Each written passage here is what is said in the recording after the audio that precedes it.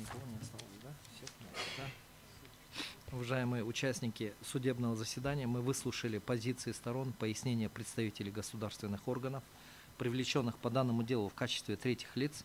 На этом исследование материалов по делу Исакжанова Расулджана Тахирджановича считается оконченным.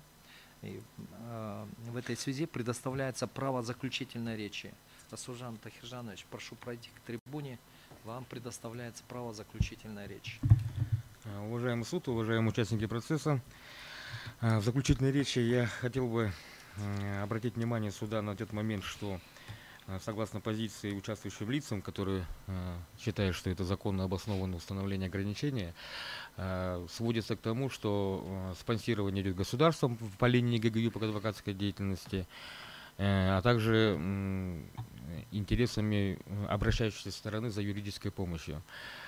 Как отмечено в законе об адвокатуре, и как я вам до этого пояснял, что это самостоятельная деятельность, и адвокат в том числе тоже сам вправе выбирать, кого защищать и как защищать.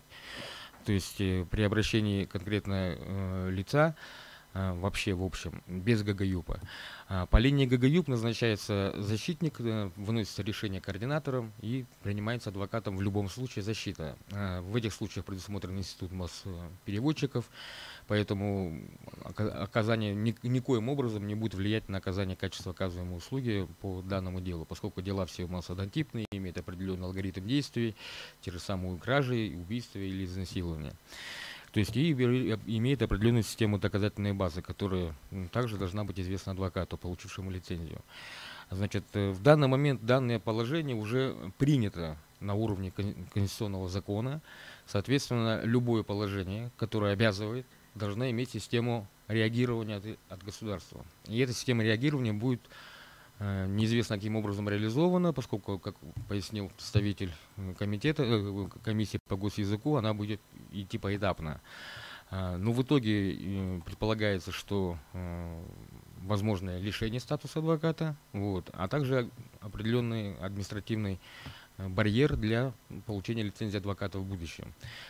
Как уже пояснили все участвующие лица, пока этих ограничений нету, но эта статья и эта норма предоставляет в будущем реализовывать такие ограничения, выставлять на уровне законодательном.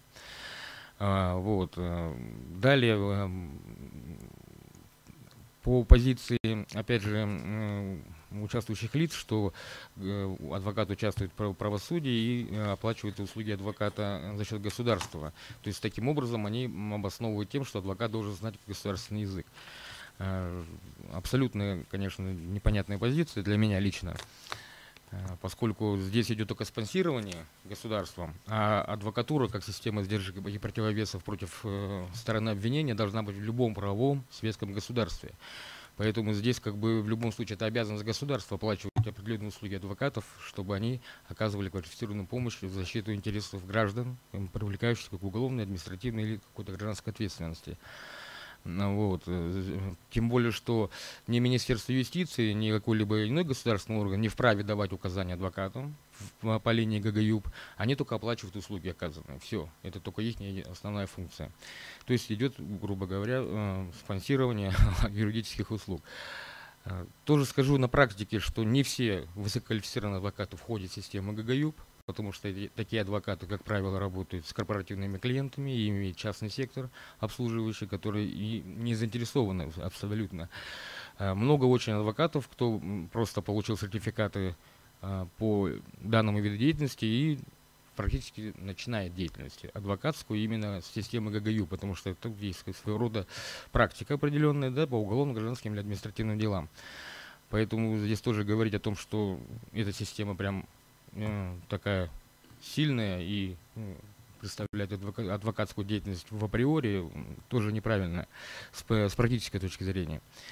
Значит, поэтому я считаю, что мы все-таки обосновали свою позицию по поводу того, что это нарушает конституционные права, установление данного обязанности, в частности статьи 23 части 1, 2 и статьи 24 части 1.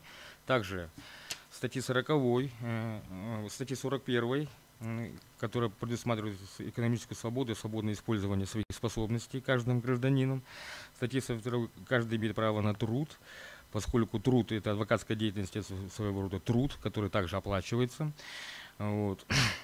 И статья, соответственно, 36, которая предусматривает свободу объединения, с учетом позиции Конституционного суда, которая была выражена до этого в части адвокатской деятельности, что это обязательно идет членство адвокатуры в адвокатуру.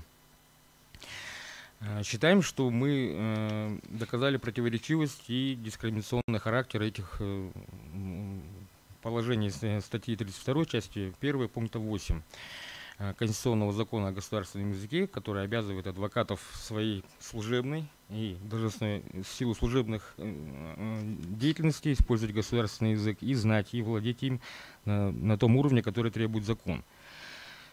У меня все, уважаемый суд. Присаживайтесь.